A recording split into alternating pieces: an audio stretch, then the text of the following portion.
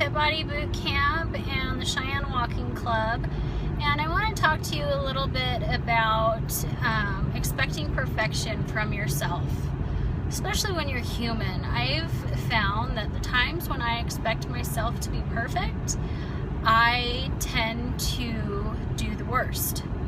So you have to grant yourself a little grace and a little leniency to kind of avoid the trap of failure or even self-loathing. I mean, that's a big one for a lot of people. I'd venture to say most people, because we spend so much time beating ourselves up over nothing that we just end up hurting ourselves more than helping ourselves. So I mean, you need to remember to speak to yourself with kind words and just some generosity. You know, if you are loving yourself the same way you are loving the world, you might be wondering why your relationships aren't better, right? And the way you treat yourself is a reflection of how you treat those around you, unfortunately. So I think that's something to remember. So learning to grant yourself a little bit of grace and a little bit of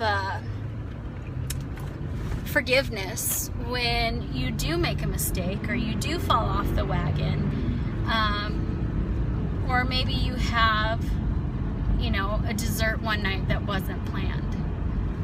And also making sure that you are planning your meals and writing down what you are actually eating. Something that I noticed with myself last week in particular, I kept a food journal and with that also a beverage journal, and it turned out that I did much more celebrating than I had planned for.